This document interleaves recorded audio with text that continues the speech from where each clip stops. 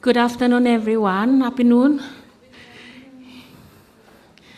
Can I have hands of those who've actually enjoyed sitting out in the sun having lunch? Good. Yeah, it's still sunny out there. Okay, so if you have your strands with you, anybody still have theirs with you? Yes, no? Left it, oh yay, left in the bag. Remember, we have to bring the bag tomorrow. Anyway, as we're about to start, I just want to refresh our memories that we are still weaving in our thoughts and just listening and taking away what we have with all the other panelists from the morning until now, and we're about to start with the next one. And as we all know, peace is not the absence of war. So I'd like you to think along those lines as we listen to Partners for Peace lessons from and for Bougainville Office of Missing Persons. And without having further ado, let's just give our panelists and the convener a big hand of applause.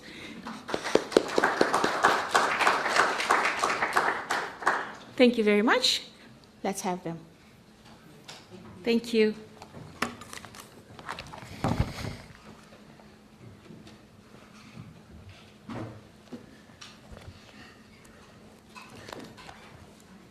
Thank you, Clarinda, and hello to all of you.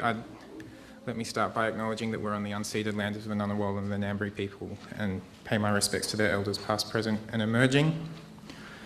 And let me also acknowledge that this is the sort of panel that you never really hope becomes topical, but of course our thoughts and prayers are with the people in Bougainville and Papua New Guinea who are suffering the effects of the cyclone at the moment.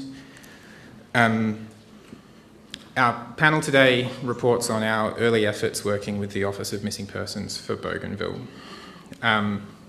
Sadly, the full team isn't present. We are missing Dennis Kuiai, who was going to be here to give a talk on the work of the OMP.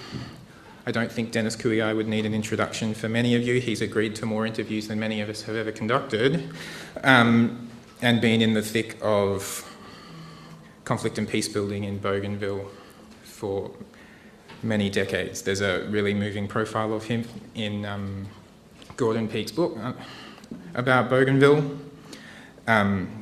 We are sad that he hasn't been able to make the trip to be here. We are also missing Simon Robbins, a long-time research partner of Leah, and when we started this project he was with the International Committee of the Red Cross, who have been working in Bougainville in support of the Office of Missing Persons.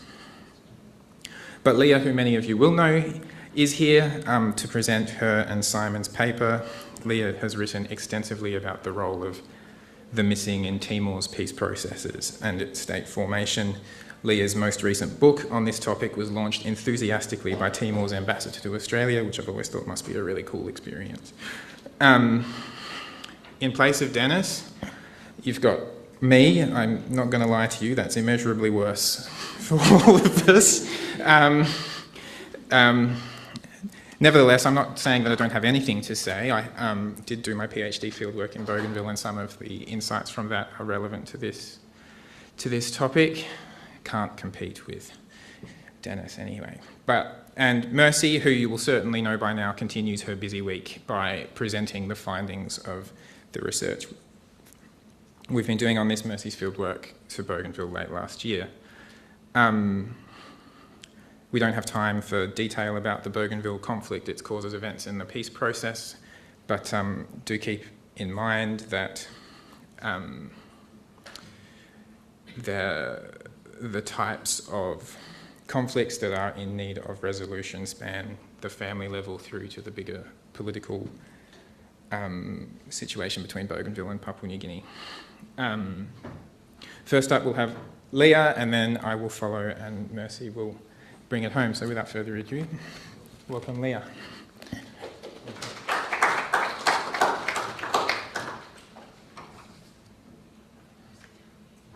Thanks so much, David, and thanks to all of you for coming to our panel today. I feel slightly sheepish to be the first speaker on the panel, as I'm not an expert on Bougainville or the Pacific. But as David has mentioned, I'm speaking today as someone who's worked in Timor-Leste for many years on questions of social repair and peace building and missing persons most recently. So what I hope to do today, though, is set the scene for the more Bougainville-focused papers that Mercy and David will deliver. And Mercy's paper in particular, as David's mentioned, is going to discuss some of the findings from a collaborative project that the three of us are working on with Dennis Kuiai from the Office of Missing Persons in Bougainville and Dr. Simon Robbins.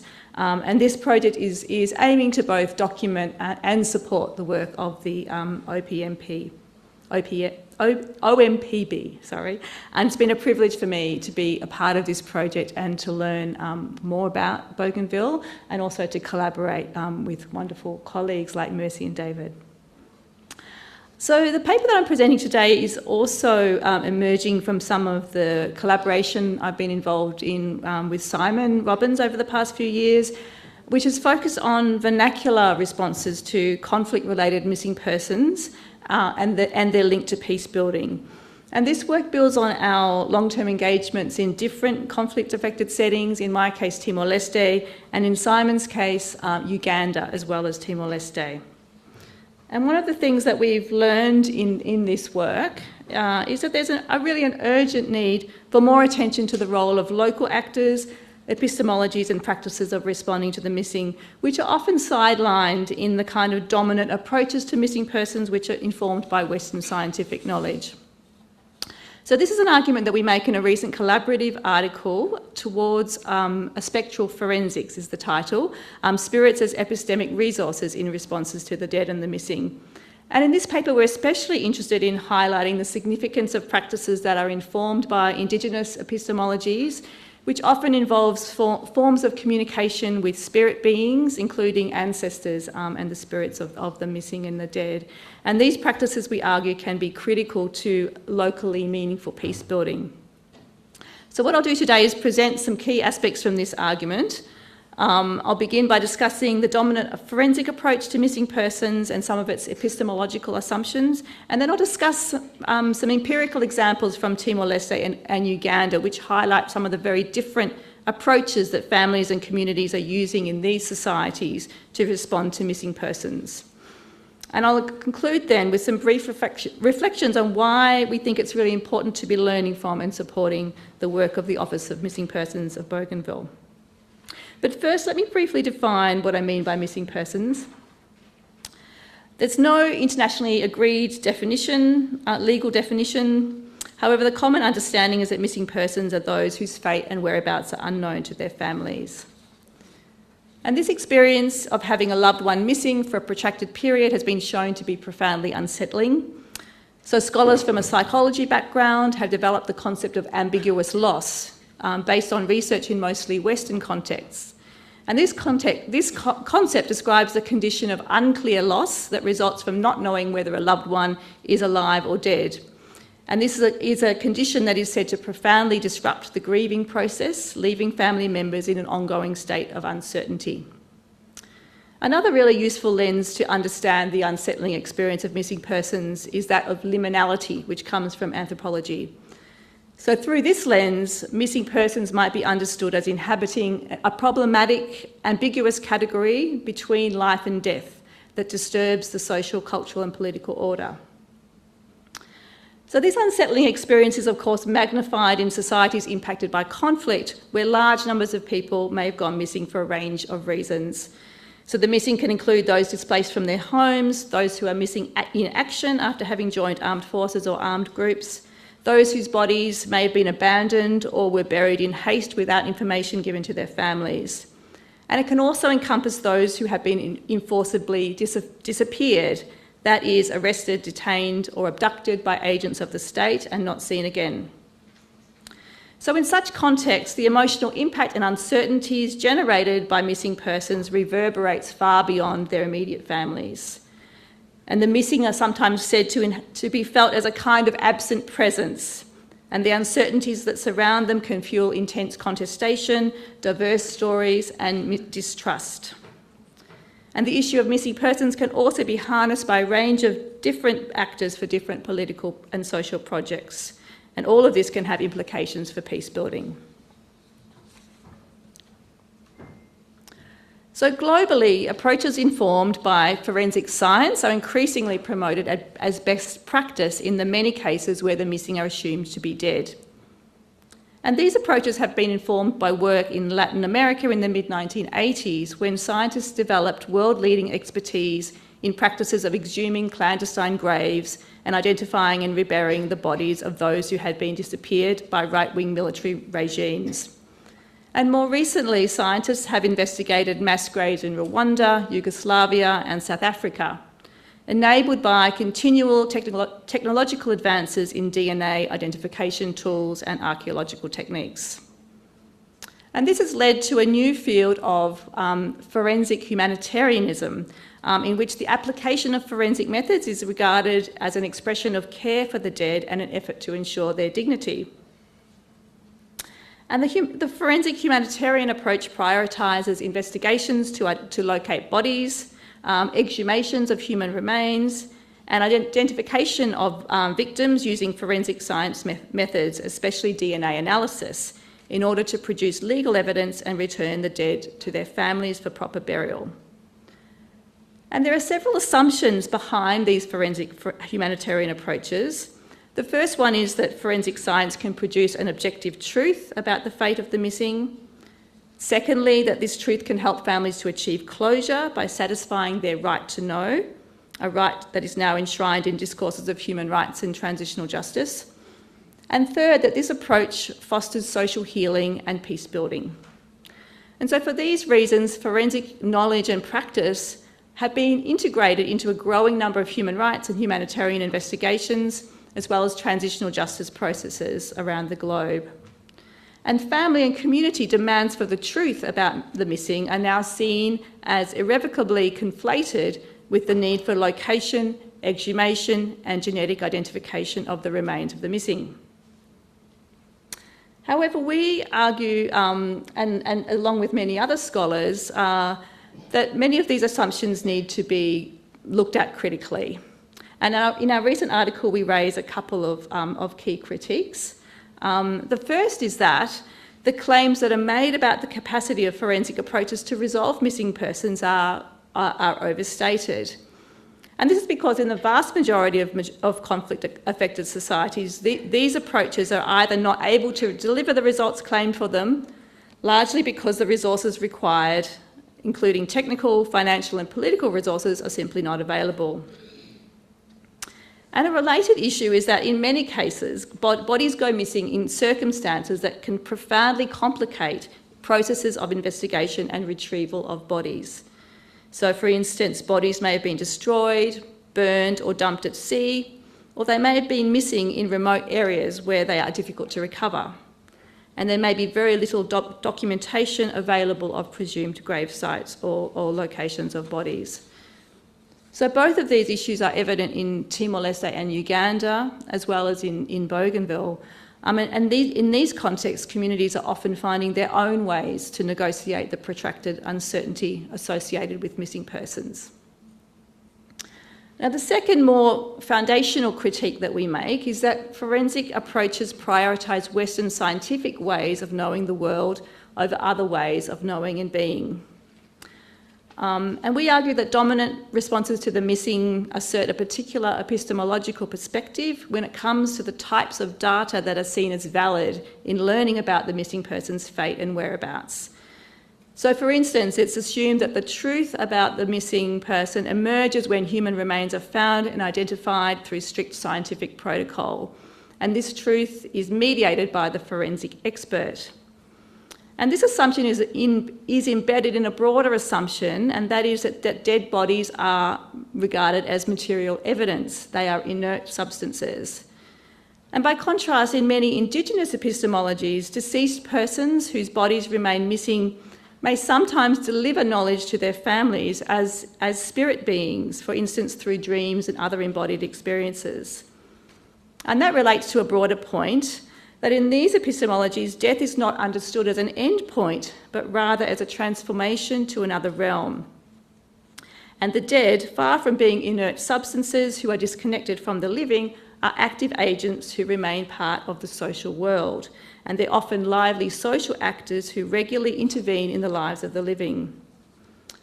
And the living remain in an ongoing reciprocal relationship with the dead, seeking to meet their obligations to them to ensure intergenerational well-being.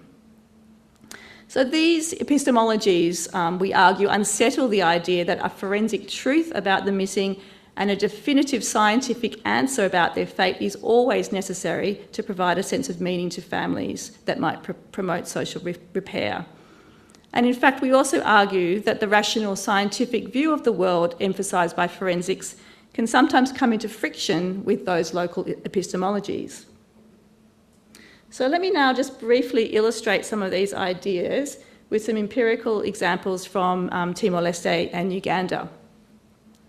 So in Timor-Leste, the context that I'm most familiar with, families and communities are negotiating the unsettling experience of large numbers of people who are missing from the period of the Indonesian occupation. And they're doing so largely without recourse to forensic methods.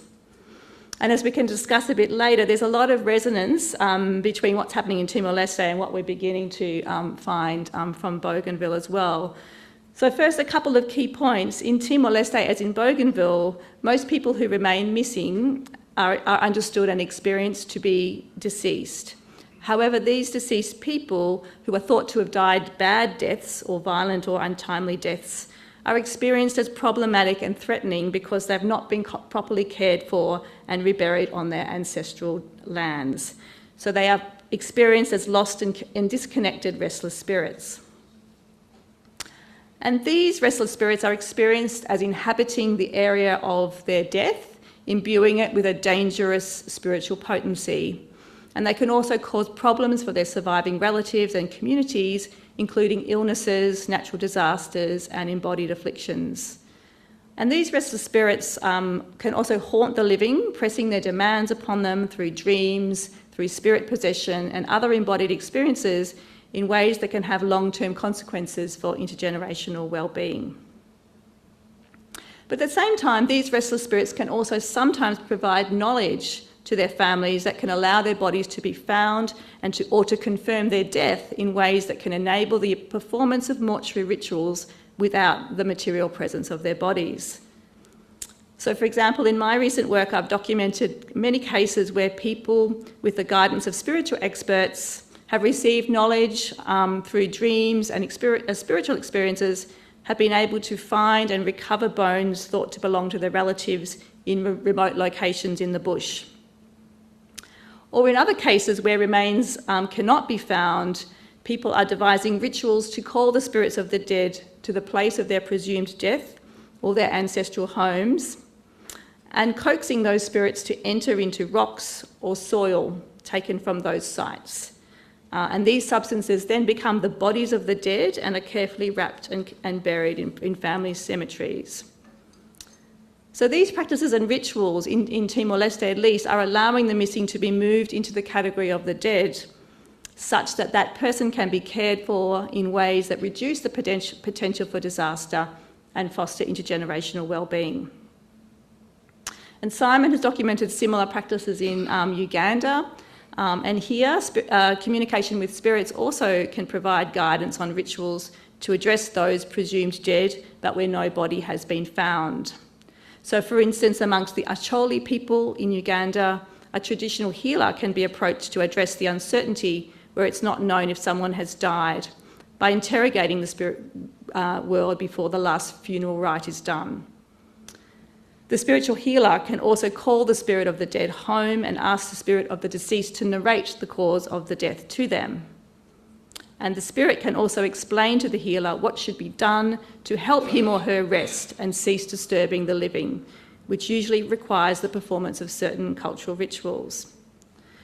So in these various ways, we argue that spirits can be epistemic resources in negotiating the long-term uncertainty that defines the missing.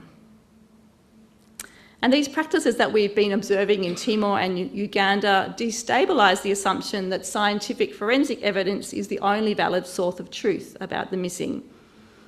And importantly, they're not aimed at accountability in a criminal sense, and nor do they emphasise closure and certainty through material evidence necessarily. But rather, they're allowing families to understand and account for and with their missing relatives in meaningful ways, and for the missing to be reintegrated into the social world, sometimes even in cases when their bodies can't be recovered. So as I alluded to earlier, in our work we've also documented some of the frictions that can arise when forensic knowledge is introduced into contexts where there can be very different understandings of death, the body and the spirit realm. And in Timor-Leste, these frictions were evident when there were some attempts to introduce forensic methods into Timor-Leste in around 2012. And this was the time when an international forensic team came into Timor-Leste to try to search for and identify the bodies of the victims of the 1991 Santa Cruz massacre in Dili. And this was an initiative that was a collaboration between the Victorian Institute for Forensic Medicine and the Argentine Forensic Anthropology team. And it made very slow progress, in part because, as I already mentioned, the ways in which people died in Timor-Leste really complicated the ability to recover their bodies. However, the team eventually located and exhumed a small number of bodies from a cemetery outside of Dili, who were identified with the use of forensic DNA methods as Santa Cruz victims. But one of the issues was that not all the families accepted the results of these tests, especially when they came into conflict with their own truths that were informed by the felt and sensed presence of their dead relatives. So in one case, for example, two families who had received the DNA results identifying their loved ones as among the dead were not willing to accept them, because they had previously consulted with ritual experts and conducted the rituals that I mentioned earlier involving rocks and soil taken from a different site, which they had felt was inhabited by the spirits of the deceased. And they had called the spirit of their relative, and they had buried these rocks and soil in their family cemetery, and they did not want to disturb the spirit anymore. But despite these frictions, what I find really interesting about this case study in Timor is that the international forensic team did, over time, adapt its practices as it came to recognise forms of knowledge and identification that would not normally be acknowledged within a scientific framework. So, for instance, the team ended up funding, at the request of families, a customary ritual to seek permission from the land spirits to excavate areas of the landscape and ask for the assistance of the spirits in finding the bodies of the Santa Cruz victims. And this was because the families had been convinced that the exhumations had not been successful in finding bodies up until this point, because the team had not conducted the right rituals and sought the correct permission from the spirit realm. And funding was also provided to families in cases where the exhumation team wanted to exhume bodies that families had already buried in family cemeteries. And this enabled the families to conduct rituals that would be required to request permission from the land spirits and the spirits of the dead to be exhumed again after they had been buried. So these adaptations point to some of the possibilities that might emerge if forensic organisations are committed to respectful forms of dialogue between their own ways of knowing and Indigenous ways of knowing and being. I'm not saying this is necessarily straightforward dialogue that can take place, but this is one of the reasons why we are really interested in documenting and supporting the Office for Missing Persons of Bougainville. And as David mentioned before, the Office of Missing Persons for Bougainville was set up to respond to missing persons from the conflict, and it's being supported by the International Committee of the Red Cross. And it's one of the first examples, or perhaps the first example that we're aware of, where an official institution set up to locate and identify missing persons is attempting to integrate approaches grounded in Indigenous epistemologies into its ways of working. So, and in Bougainville, as Mercy and David will speak more about, and I know many of you here already know, There are very deeply held understandings about how the dead should be cared for, especially regarding the need for proper burial on ancestral land. So there's a lot of resonance here with the Timor-Leste experience. So our project is seeking to document and learn lessons from Bougainville and the Office for Missing Persons, in the hope that it might help to inform more locally resonant responses to missing persons in Bougainville and elsewhere that will contribute to a locally meaningful form of peace building in that context. So I'll leave it there, and I'll now hand over to David and Mercy to talk a little bit more specifically about Bougainville. Thank you.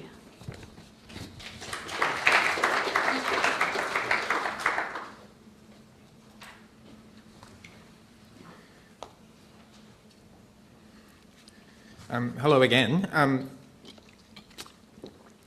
As I briefly alluded to at the start, my aim is to explain something of the broader context within Bougainville, my starting point being that when the dead make themselves and the missing make themselves known, the living are required to do something. And so I've been thinking a little bit since I got the last minute call up about what are the factors that might influence what the living are able to do and might attempt to do. And I'll be doing that by reflecting on my fieldwork findings. Those are a bit old now, but I think there are some points of broader enduring relevance, some points that I certainly hope have been resolved, but yeah. Nevertheless, in the first half of 2016, I lived at secondary boarding schools in Bougainville, having finished my research in Solomon Islands the year before. I was investigating links between education and peacebuilding. So not specifically about the missing persons. One of the chief effects of that is that I learnt about reconciliation via what people said about how it should work and what its effects were, rather than through close observation of a particular example, and certainly not the example of the recovery of the bones of a missing person and the reconciliation surrounding that. That's not to say I didn't see reconciliations, but these were reconciliations at school about sometimes trivial things and sometimes serious things, from a school fight to over something relating to the conflict, or who had stolen whose underwear off the clothesline. And you can read about what those sort of experiences taught and what people learnt from them. That was embarrassing. But I did hear a lot about the missing, at least in passing, and I think perhaps the first thing I reflected on was just how common, and certainly when I had a quick look over my fieldwork findings, just how often I almost witnessed something. If the person I was talking to said, "Oh, you should have been here 3 weeks ago, we did a ceremony where we returned the bones," or someone telling me that they were off later that day when I was unable to go to witness a reconciliation. Or I heard stories of witnesses to a murder who had finally come forward to the victims' families after 20 years to reveal where the remains were buried. But of course I didn't, the broader circumstances around that I don't know. I also heard a lot that reconciliation was only final when the bones of the missing had been returned, which gives you something of the impetus that people had to pursue this.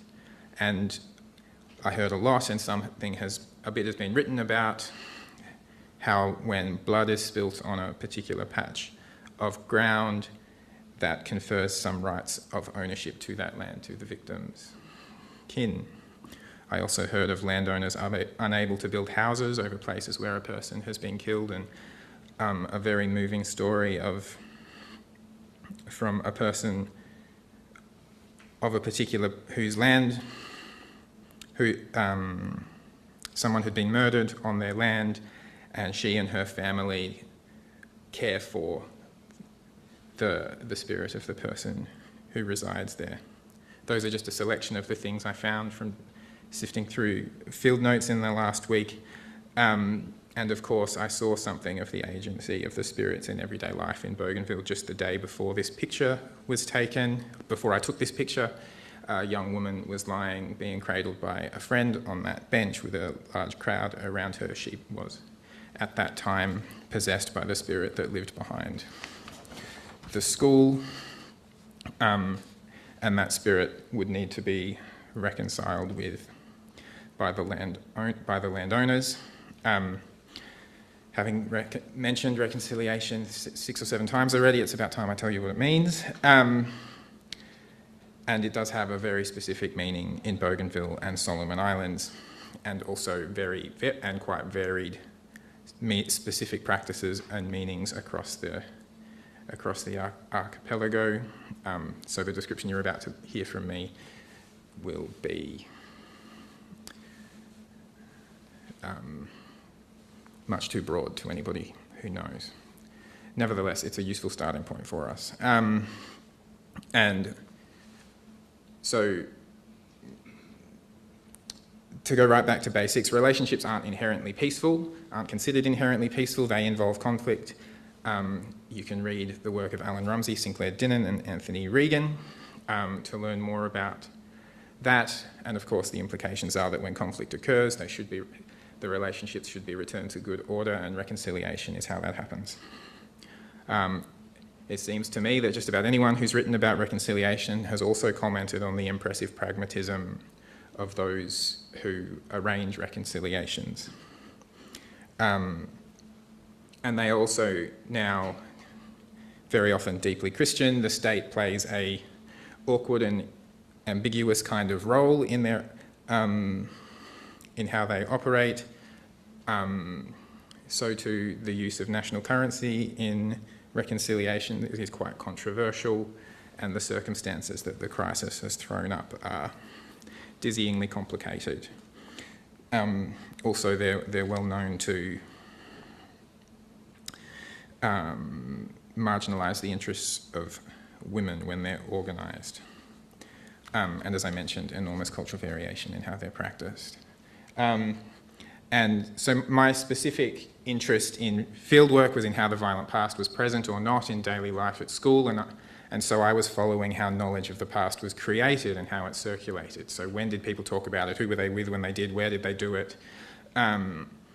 Everything always came back to a reconciliation process, a process that culminates in a ceremony that sets up how a conflict can be discussed going forward. So before the reconciliation ceremony, mediation is being conducted by people with the right relationships, right kind of relationships to the different protagonists in serious cases, such as the ones that the OMPB is working with. I was told that often a ceremony is required to simply get the parties onto speaking terms so that mediation can start. And of course, while all this is happening, individuals must be preparing themselves to forgive or to confess potentially, while the broader kin and community prepare the material things that will be needed for the ceremony. The exchange of gifts that takes place in a ceremony far exceeds what any individual could be expected to provide themselves, and so people must draw on their wider connections. Then there is a ceremony which is immensely symbolic and deeply moving, where everybody comes together to witness the restoration of the relationship and to hear the story that has been agreed to during the mediation process, and they often culminate with the burying of a stone or the planting of trees. These are permanent markers for a restored relationship. So I heard people giving the example, for instance, if someone was speaking out of turn after a reconciliation had happened, that was the coconut is there, you want to say that, you go cut it down. That would communicate to the other parties that something was not right. The conflict was potentially back on, and the consequences for doing something like that were said to be humongous. So after the ceremony, as far as talking about the violent past is concerned, don't do it. And in fact, talking about an act of violence talking about it could be considered an act of violence in and of itself. For me, that had several implications for life at school. Schools were integrated, by which I mean that students and teachers from all across Bougainville, from all across Solomon Islands, for that matter, lived together and shared every aspect of daily life. So they were in the dormitory, sports fields, classrooms, dining halls, you name it. And that meant there were a dizzying number of conflicts and reconciliations at different stages of resolution, to say nothing of the conflicts they were having with each other at the time. And people in the classroom and the dormitory could be on opposing sides of a conflict that was at some point of the reconciliation. And because of that wide variety, really the only safe generalisation I felt I could make was that a conflict requires a reconciliation, and that reconciliation will shape how people talk about the past with others. There are complications with reconciliation, though, one of which I alluded to earlier, and that's what Bougainvillean public servants described to me as Bougainville's claims industry. This was not just for reconciliations, but any assistance rendered to the Autonomous Bougainville government could result in a demand for payment. This is a photograph of a letter sent to Bougainville's ministry responsible for Veterans Affairs. In the public servants' account, these demands were simply absurd. The story that he told, the bones had been returned to the family's satisfaction. There had been no hint of division at any point in the process, and the family had even decided against learning who the perpetrators had been for the sake of having the bones of their loved one returned. I heard another example of a family who had recontested a completed reconciliation on the basis of insufficient compensation paid. They were doing that because they had to pay for their kids' school fees.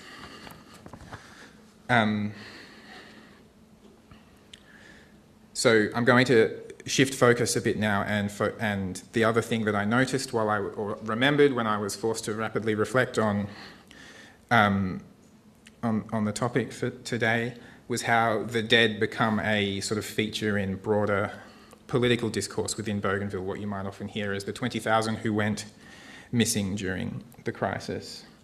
And I was thinking about that in the context of the Remembrance Day celebrations of 2016 that I witnessed in Arawa.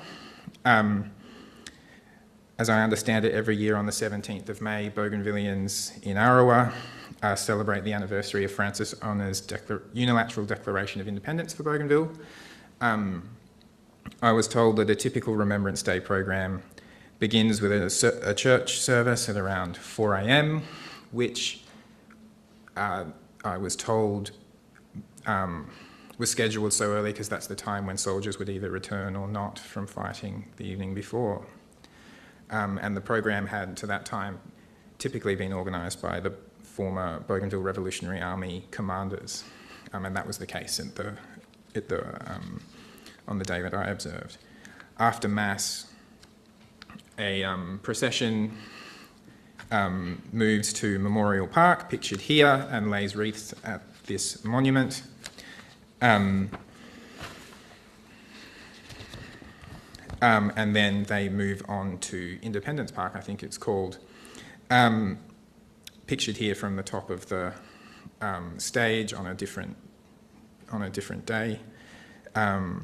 Officially, the 17th of May is Bougainville Day, I think, but I didn't hear anyone talk about it that way. It was either Remembrance Day to some or Mekamui Day to others, Mekamui being a faction that had not at that time joined the peace process. And I did, in 2016, this was the message the organisers wanted to send to the Autonomous Bougainville government, reported to me by Dennis Kuiai, actually. This is what Dennis said had been told to him about what the objectives were about former commanders making themselves visible to the autonomous Bougainville government. The commanders had organised things that seemed to me to be pretty historic. It was the first time in 26 years that one commander named Moses Papiro, who had not previously joined the peace process, had left his Panguna and come down to Arawa. I was amazed by that at the time. The last time he was in Arawa, I hadn't been born. And the participants also signed a declaration to mark the step that they took in the process of unifying in preparation for the referendum. The referendum was really adding impetus and urgency to do reconciliations and unify.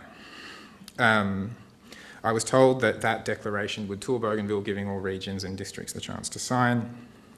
And the MC had announced that the participants, specifically Papiro and Sam Koono, would exchange food and mark the occasion of Papiro joining the peace process afterwards.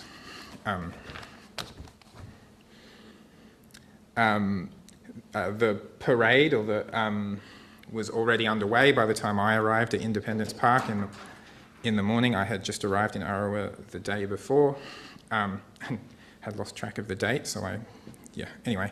There was comfortably 1,000 people watching. It looked like a packed kind of field, and people were really interested despite the rain, and the marchers had the audience captivated. Then they stood to attention and the speeches started underneath this banner, where, and I was told later that day by a senior women's leader who had skipped out of protest that the people there were the strident independence supporters, or the people giving speeches were the strident independence supporters, who, when they invoked the dead, used it in the service of a story about Bougainville's stolen rights. You can probably guess what those were, and it was used in the service of a much longer historical narrative for the struggle for Bougainville's independence. There they are, standing to attention, and one of my interviewees later, I spent the next 2 weeks in Arawa talking to people about this event and what it meant to them. One of my interviewees with strident views of his own said that people talk about autonomy, but they don't talk about the simple fact that some people sacrificed for that to happen. They fought for their land and got back what was stolen, their stolen rights. But in talking to people over the next couple of weeks, there was a lot more nuance to the perspectives than what was presented to, was what came out in the speeches. One woman was critical of the idea of remembrance itself, just saying war is ugly, and now they're involving school kids. She was very cross that her granddaughter had attended.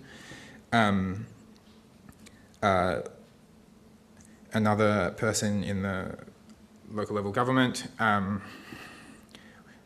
was uncomfortable, he said, with the political uses of the dead. He wanted to simply remember all of the fallen, and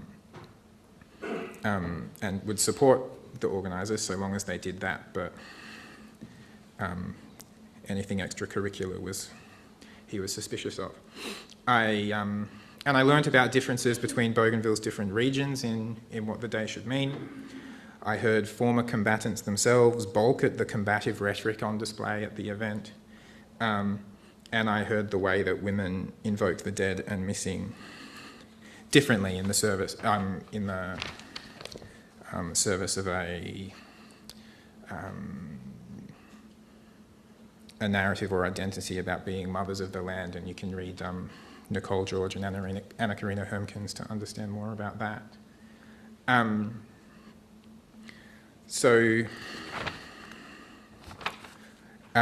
Despite all of that nuance, nobody really minded what the commanders had done, because everyone basically considered it subservient to the broader context. So they were aware that there was a peace process, a referendum fast approaching, and for that to happen, reconciliations must be happening and unification must happen. And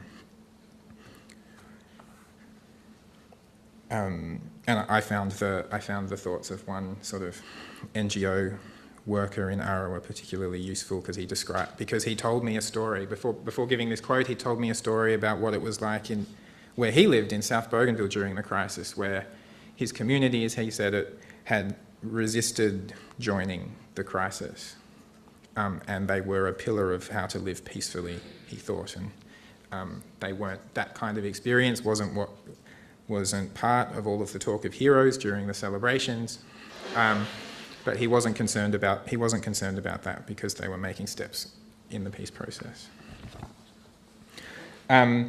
You can, if you like, try and count the number of school uniforms in this picture. Arawa High School did give the students the day off though, and they may have been in plain clothes, so +1 for number of schools in attendance. One of the schools where I lived, called Mabiri High School, which is about an hour's drive up north from Arawa. Several parents had visited the school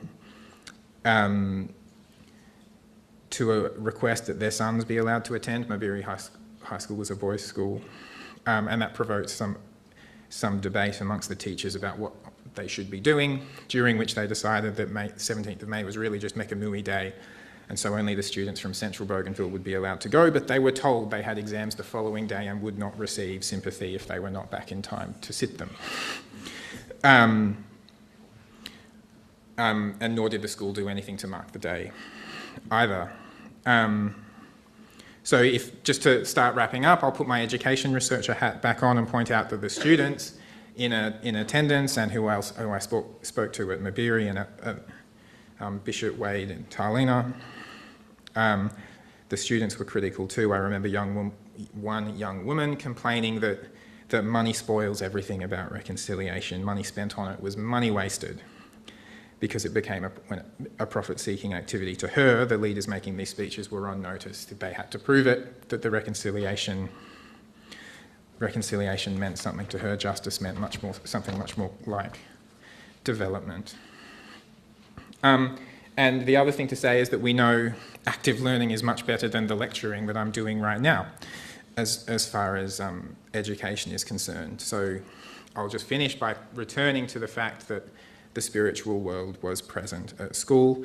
This is the photo taken after that case of spirit possession I mentioned earlier, had forced the school to close.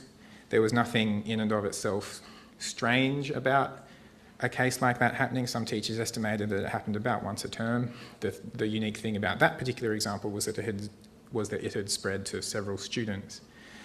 The point here I'm going to make is that these students were returning to normal life, having been through that, and that is that they are effectively doing and working through the challenge for the Office of Missing Persons for Bougainville, because there's surely formal Western education, being in formal Western education and that kind of institution, and how it meshes with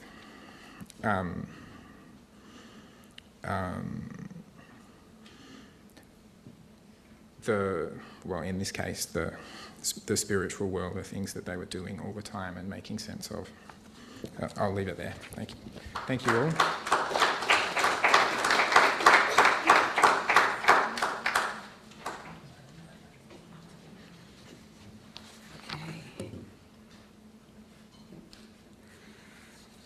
Afternoon through Olgata. Good afternoon, everyone. Firstly, I'd like to begin by also acknowledging the First Nations people of Australia, those who from the past, present, and emerging. And I'd also like to introduce, as my good brother Anthony Tozogoro did in our last session, pay my respects to those who are present in this room, in this physical world, but also those who are present in this room and online in the spiritual world. So, as mentioned by my colleagues, the legacies of conflict in Bougainville are deeply intertwined with ongoing issues of missing persons following the Bougainville Civil War. Many individuals disappeared or were buried in unknown locations, leaving families in a state of prolonged grief without closure. And this absence disrupts not only emotional healing, but also cultural and spiritual practices, as proper mourning and burial rites cannot be completed. The silence surrounding these losses often shape trauma or are shaped by trauma, fear, and unresolved tensions, further complicates truth-telling and reconciliation. So this afternoon I will be presenting our research on missing persons in Bougainville with a focus on how more innovative and context-sensitive approaches that we can use to improve outcomes for families, communities, and institutions.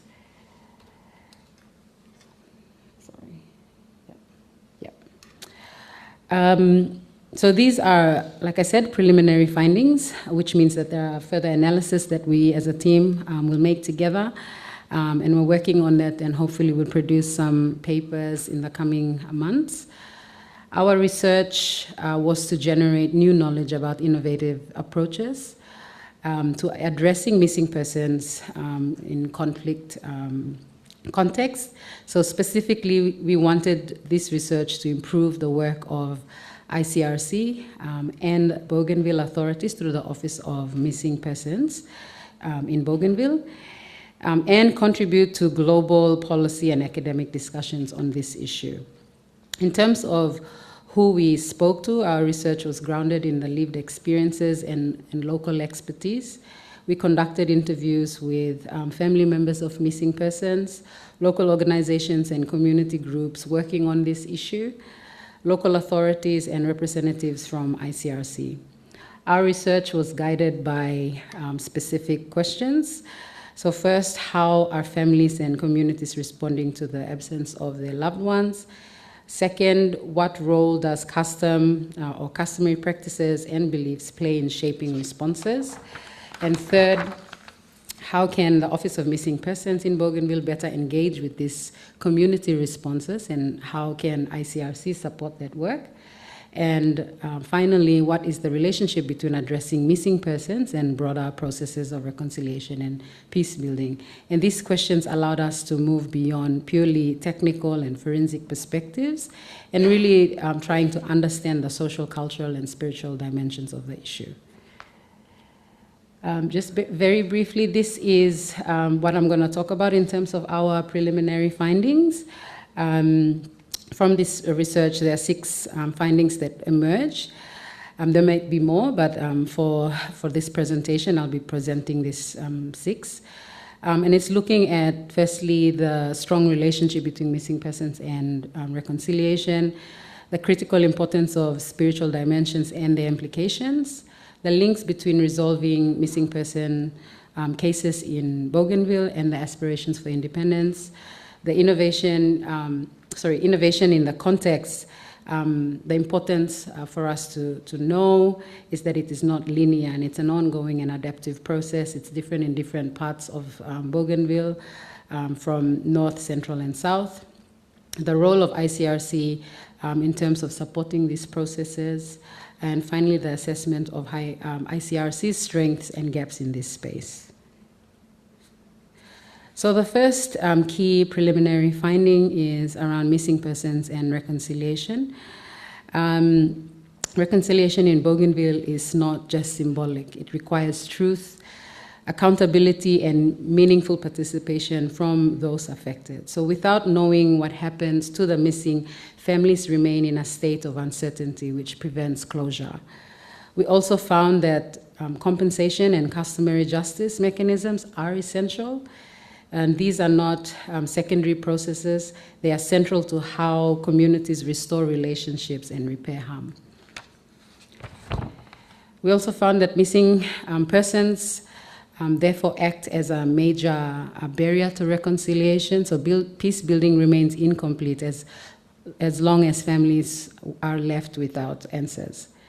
In this context, reconciliation is not just about individuals, it is about community unification. Resolving missing persons cases helps rebuild trust. It restores relationships and strengthens a social cohesion. So addressing missing persons is not a separate humanitarian issue. It is foundational to long-term peace building. So these are some of the interview quotes that I've put there, so you can read them on the slides.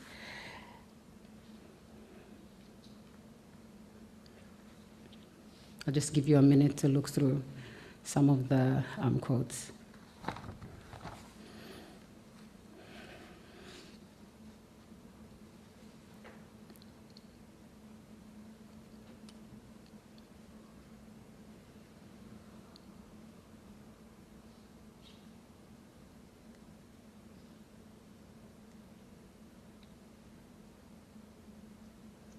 And as I mentioned, these are interview quotes from families of missing persons. There are also families who have gone through the reconciliation processes and see the importance of it, but also the challenges that they've experienced. These are also from the authorities and organizations that are working in projects or working alongside ICRC in dealing with missing persons.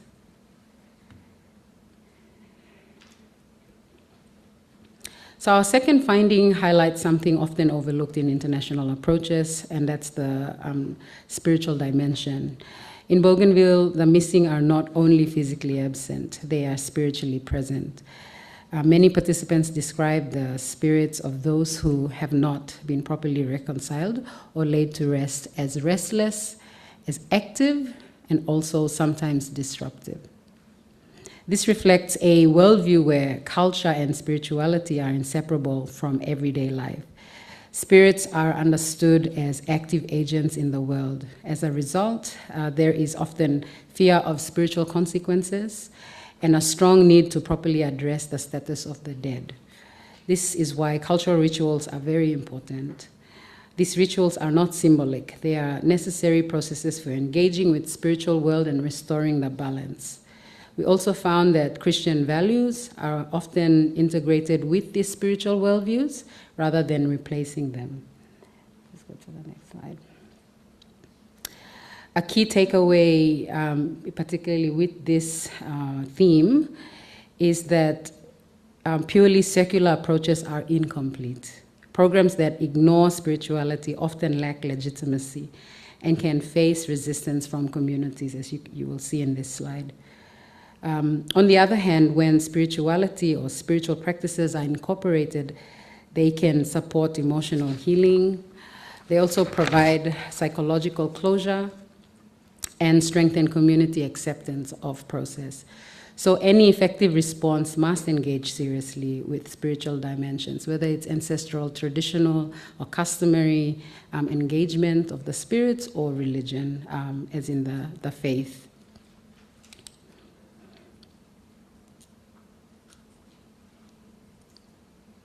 Just give you a few seconds to read that.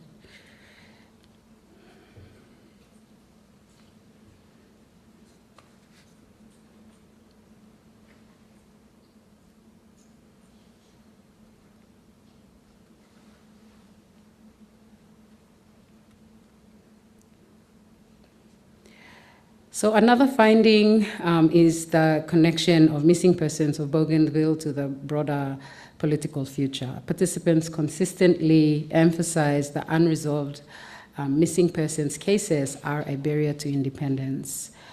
And we ask why. And it's because independence is not just a political process. It's deeply tied to peace, it's tied to unity, and a sense of collective healing. Families' humanitarian needs, especially the needs to know the fate of their loved ones, must be addressed before a stable and unified nation can be fully emerged. In this sense, independence is understood not just as a political process, but as a condition of harmony, reconciliation, and social cohesion. So resolving missing persons is not just about the past, it's directly tied to the future of Bougainville.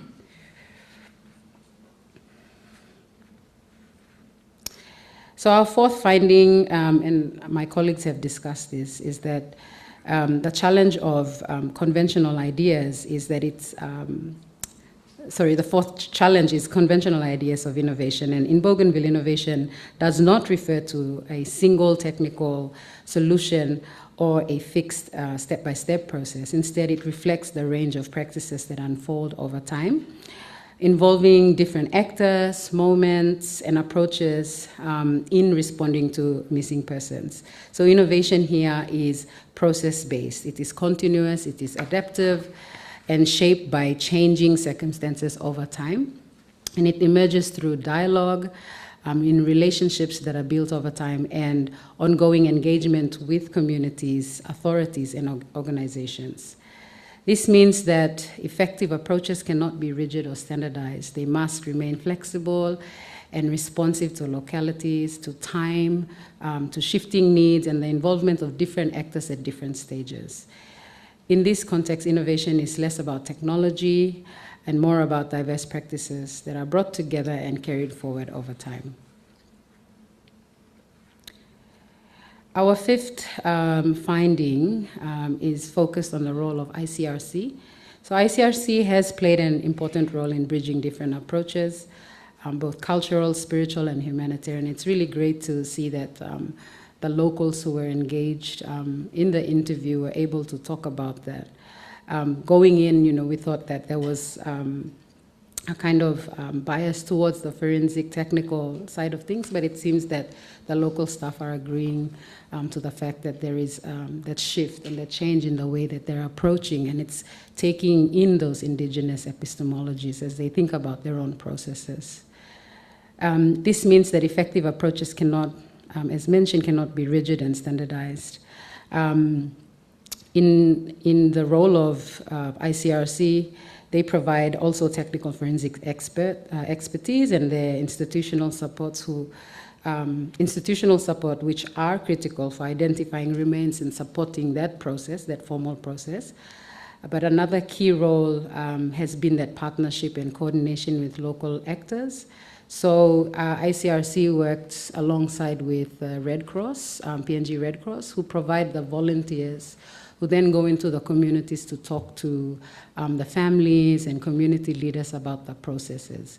And that's so important. And then they have another program that involves the Nazareth Center for Rehabilitation, who provide counseling, trauma counseling, and psychosocial support. So they call it the accompaniment program because they realize that going in there just with the volunteers, while they have that capacity to reach the various people in the communities and have that technical expertise, they were not dealing with the consequences of trauma when family members were talking about their experiences. So that was sort of introduced into that too. And they talked about that complementary role, which was really great to hear, that each of them were, when in interviewing them individually, were talking about that partnership.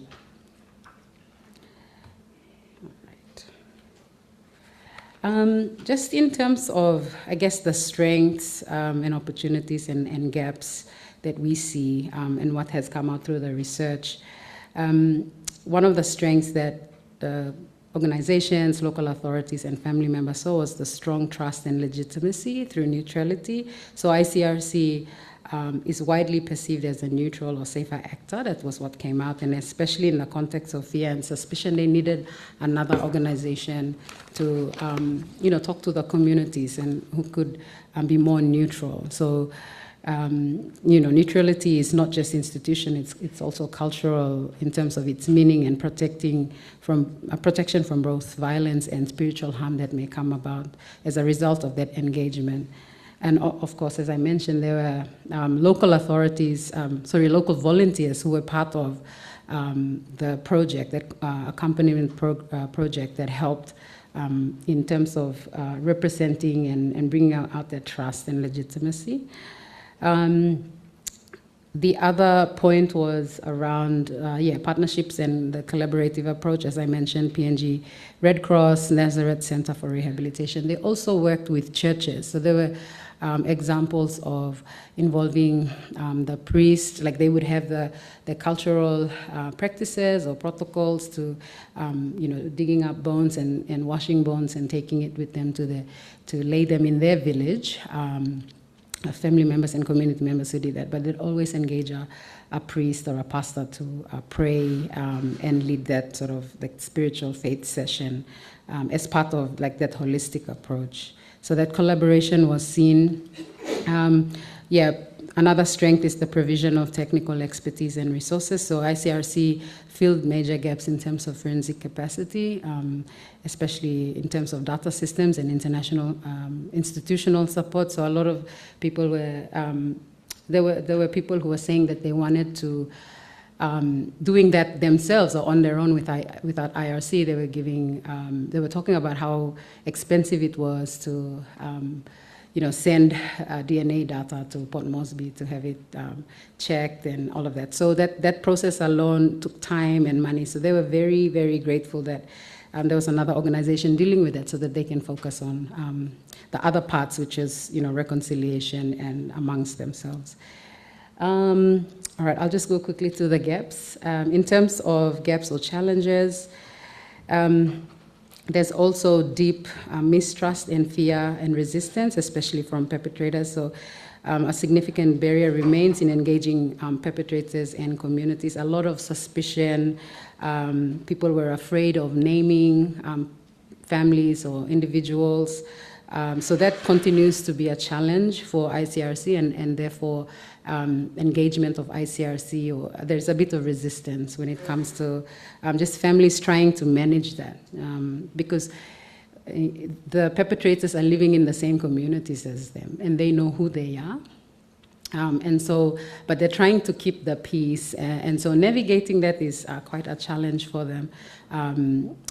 So that was one of the major challenges in terms of deep mistrust and fear amongst the locals.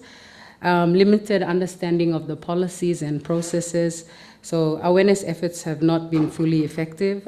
Policies are poorly understood or ignored. So I think was it in 2016? I'm trying to recall the missing persons policy. Yeah, okay. So they do have a policy. Yeah, I think so. The last one might have been even 22, 23? Yeah. So even that policy, a lot of people on the ground, local actors don't really, are not aware of it in terms of what it can provide and the guidance that they need to work in this space.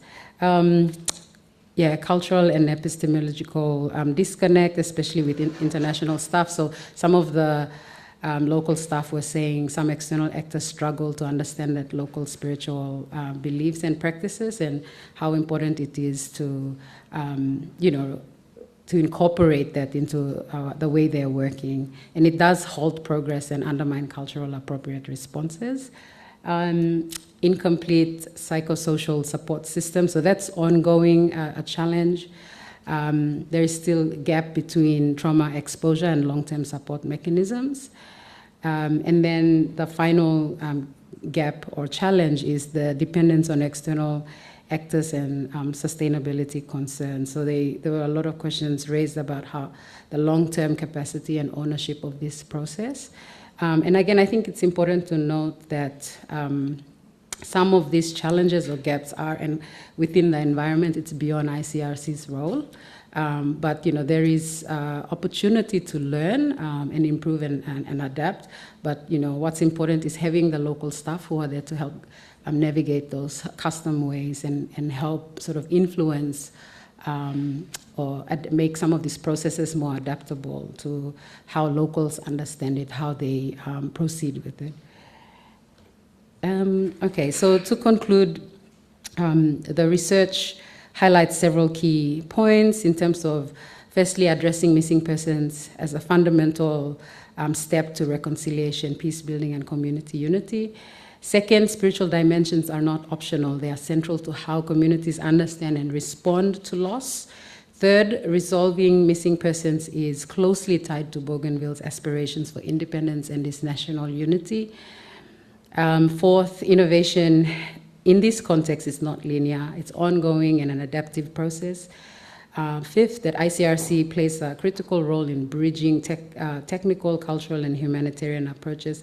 And finally, while ICRC has significant strengths, there are important gaps that need to be addressed, particularly around trust, cultural understanding, and psychological support. And that's all. Thank you.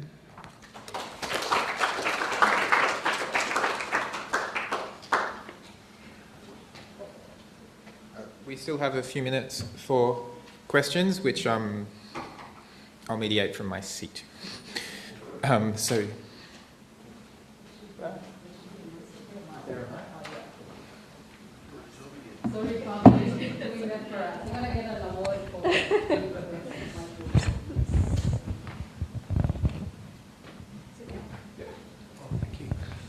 Thanks very much, panel. That was really interesting. I was just going to sort of pose a question, which I think sort of comes out of this. And I don't know if there's an easy answer or not, but and perhaps Leah has more insight with your more comparative sort of view. I mean, it's always struck me that in the Bougainville case, you're essentially talking about processes between Bougainvillians, because essentially the conflict, morphed from, a conflict between Bougainville and Papua New Guinea, which is the way in which it's sort of presented to the world, into a conflict between Bougainvillians, and that's where most of the killings actually occurred. So between neighbours, between families. Whereas in the case of Timor, essentially the conflict was between Timorese and occupiers who came from the outside, to a large extent, up until 2000 independence, and then the militias and so on. But, I wanted you to sort of reflect on the sort of implications for the kind of issues that you're talking about in relation to the relationship between the perpetrators and the victims. In Bougainville's case, clearly between families, between sort of cultural groups that are sort of connected in sort of integral ways, and on Timor, largely between quite different cultural groups. How does that work?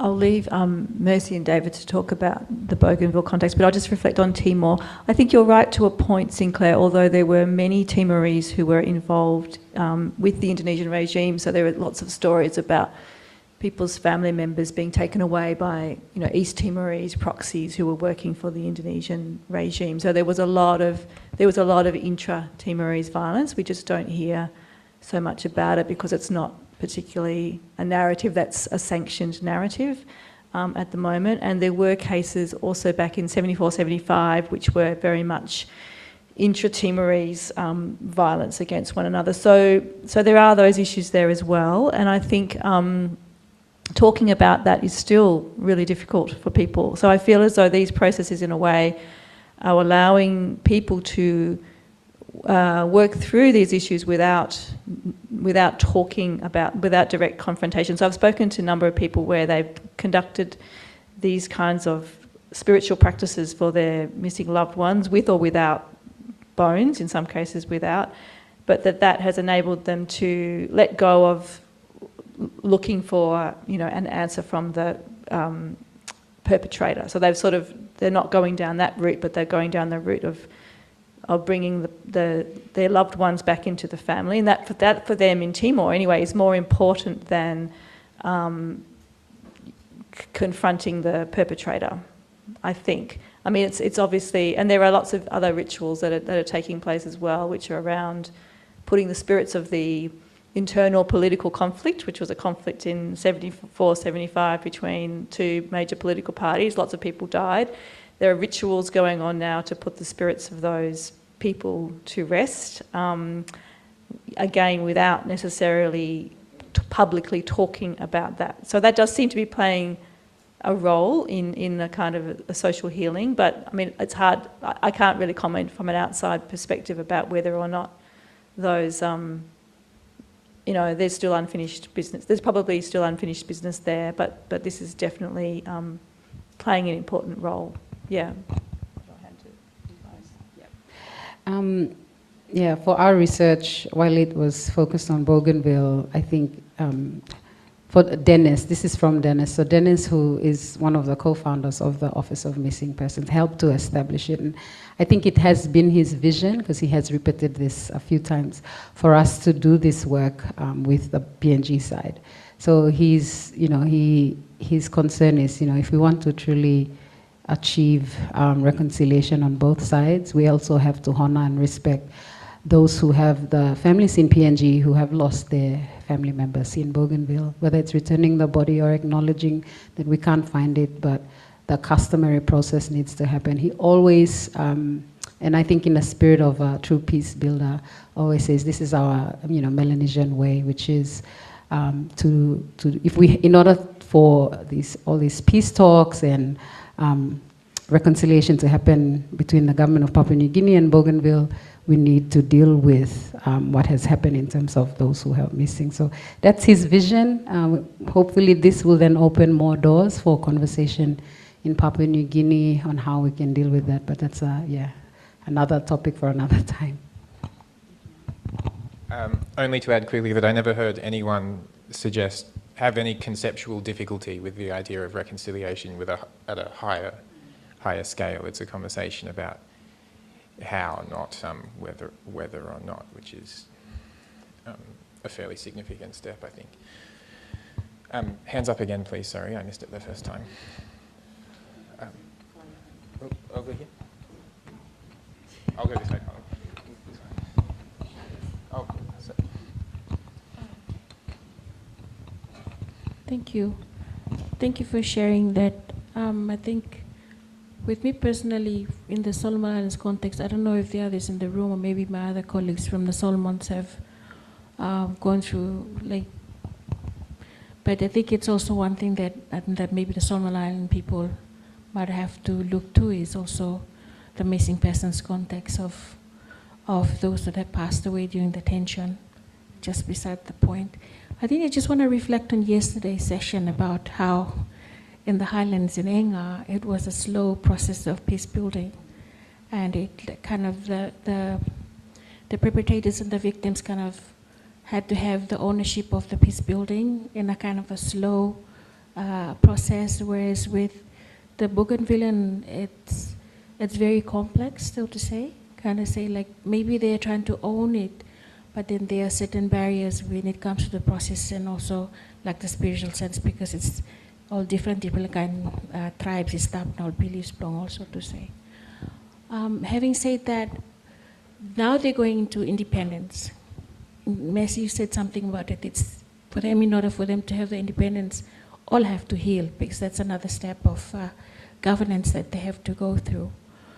In the face, how do you think it's going to look now if they were going to have the independence? Will they be able to work through this in each level? You know what I mean? Like at the governance there, at the provincial level, and also in the community. How is that going to look like? Thank you. Okay, should we respond to this and then go to Anthony? Okay, I can respond. Yeah, certainly from like the different family members of those who are missing, authorities, like everyone that I spoke to in Bougainville, they feel that that's a barrier. Even if independence is achieved, this whole idea of our family's blood has been spilt on that land, and so their spirits exist and they live. And so you will expect disruption. Like if we're going to open up the Bougainville mine, a lot of lives have been lost in the Panguna area.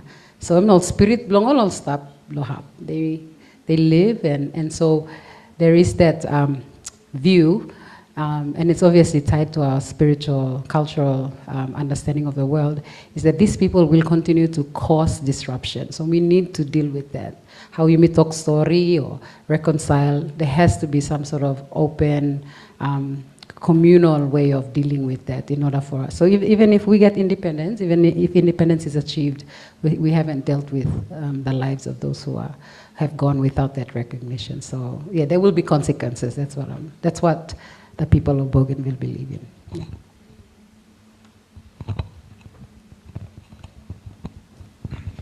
Yeah, thank you very much for these presentations. I think my question was really linked to the previous one. You mentioned in the slide that people who declare themselves like not prepared for independence until this process of reconciliation is. So my question is a novice question, right? Do you think there's a link of the results of the referendum was 2019, right? For the 6 years time period until now, where we don't see the end of this process, do you think that might explain? This might be a variable that explain the postponement of the independence process, or it's completely different variables? I don't really know, I'm afraid. I don't think, well, I do know that the outcome of the Bougainville referendum didn't guarantee independence, but set off a new round of negotiations, which will have to happen. Bougainvillians were telling Mercy that there is a link between reconciliation and independence, and I was hearing before the referendum happened that reconciliation was important to do before the referendum, so there are clear links within Bougainville to how ready Bougainvillians feel for it. I'm not qualified to talk about the high-level negotiations between Bougainville and PNG, I'm afraid.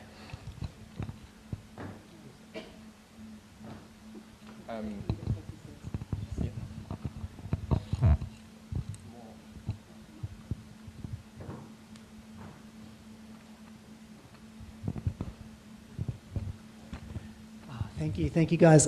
There was a couple of references to trauma, and in particular intergenerational trauma. And I was just wondering about the awareness of that concept and how important it is, because not all traumatized societies really have an awareness but how it came about and how important it is to the process. Okay. Well, yes, I lived at secondary boarding schools, so as far as the multi-generational aspects are concerned, it was impossible for me to disentangle a discourse of trauma, because just about all adults used it in reference to what's wrong with the kids these days, that kind of dialogue, a traumatized society in that respect. But as far as it being a sort of Western medical definition of the way a person is suffering, I didn't get much access or insight to that, because it was just impossible to disconnect from that broader discourse of what trauma, which I did not encounter in Solomon Islands like I did in Bougainville. It was a real. That's not to say that there were clearly young people who were deeply affected. And in some respects, I can remember 2 young people who were affected by sorcery from the misdemeanors of their fathers, and I don't know that trauma didn't really capture how they were experiencing the conflict either. I haven't answered the question, but opened up others. But Thank you. I think, with intergenerational trauma, there's some really great research that have been conducted in the last 10 years in Bougainville. The Do No Harm report, I think ANU led that work. And then also another wonderful resource, it's a UN Women report on the consequences of the psychosocial consequences of the conflict over a period of time. So it was like a retrospective study. And so there's really great stuff out there. Like in terms of awareness, Nazareth Center for Rehabilitation, like I can't talk about them enough. I've worked with them and seen how they've adapted their programs in ways that are dealing with the intergenerational trauma, dealing with people who have like veterans of the conflict, so different ways in which they've identified trauma affecting people. So that work that they're doing, but they're the only one that I know of. And what's great about their work is that because it's recognized in Bougainville, anyone that's wanting to do psychosocial trauma healing work, they go through them, and there's sort of like, it's not standardized, but at least learning from what Sister Lorraine and others have already been doing in their communities. So that work is there. I think it's just getting it out to the rest of Bougainville, but also having support from government, like government also promoting. So they're trying their best to advocate this specific work, which they are they're experts in, and it's from the bottom up through a kind of gender justice lens that they're developing it through. And so, yeah, there's work that's there, and I think our role as, policymakers, academics is working with what's already happening, and like you said, promoting and giving that, bringing that awareness out to a lot more people. There's churches that they're connected to. They've got local women's organization. I think Bougainville is one of those really outstanding contexts where peacebuilding, women being involved in peacebuilding and carrying the message of peacemaking across. So they've got those networks, but it's connecting to that, the work that Sister Lorraine and others are doing, so that, a lot of this can, the intergenerational trauma can be dealt with.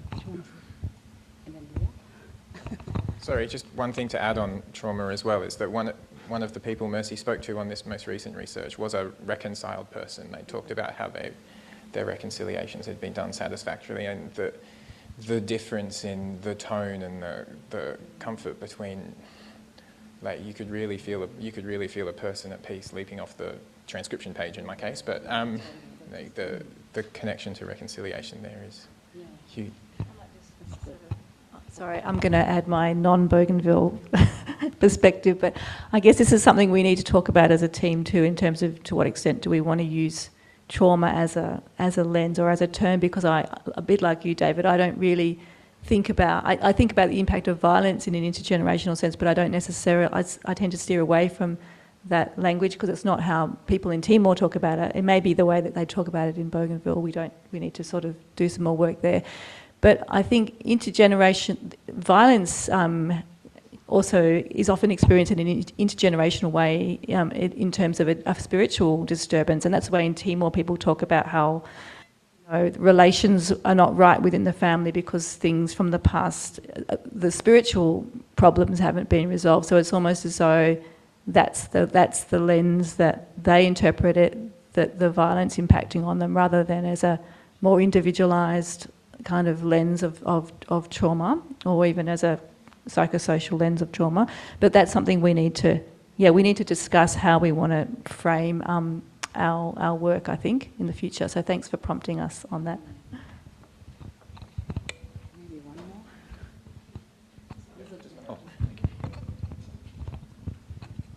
more. Thank you for the really fascinating talk this afternoon. My question is a nice, easy one, a forward-looking one. If, say, later this year or whenever the result of the 2019 Bougainville referendum goes to the National Parliament in Port Moresby, and if the Parliament votes no to independence for Bougainville, do you think that will trigger a return of violence to Bougainville, or how do you think that kind of result, a no to independence vote in the PNG Parliament, would be received, and what might happen in Bougainville then? How do we answer that? Well, I think, and then you guys can add. I think for me, the question in front of us is how do we deal with the trauma that's already existing?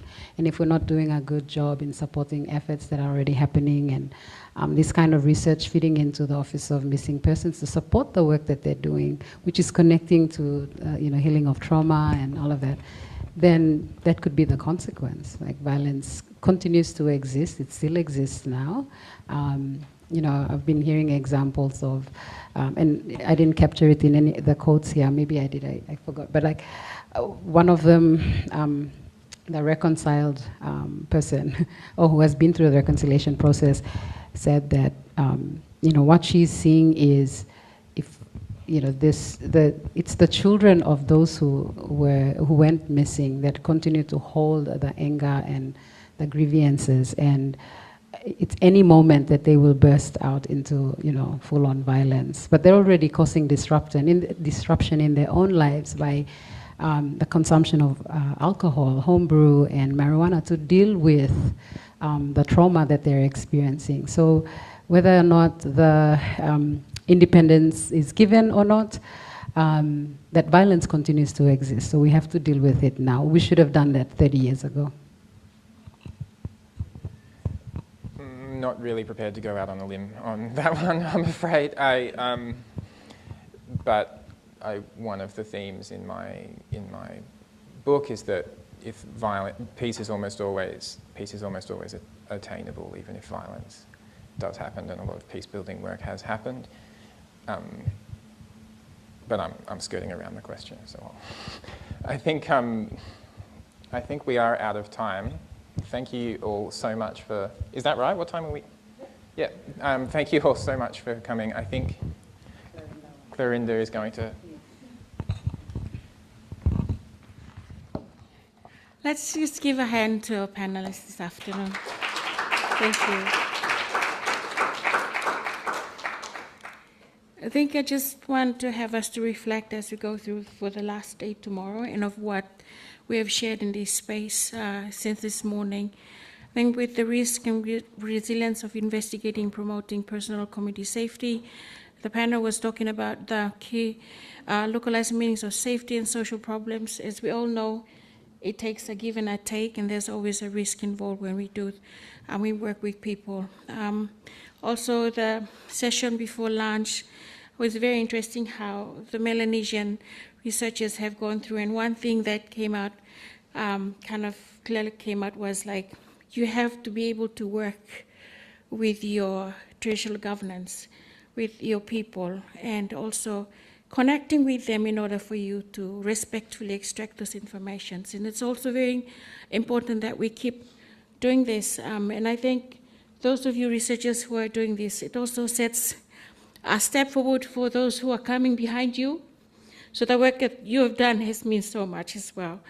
And just the last session that the panelists have just sharing the lessons from Bougainville, I think one thing is for sure that peace building is cross-cutting, and it's not just necessarily saying that there is the absence of war, but that the trauma that has laid in with the lives of people, there's a question of coming, saying, where do we start? Where do we end? What does that mean for our children? And how can you and I be part of the process of owning leadership? But at the end of the day, this is what the state of the Pacific is looking like. And we thank you one and all for participating, whether you've been sitting there and thinking, whether you've come up to the front and have shared your researches, or we've just been sitting out there and just, kind of seeing how the conversation is going. Thank you very much. I wish you all a very good evening, and please don't forget to put your hands on the hand waving talanoa. Lena hola. Thank you.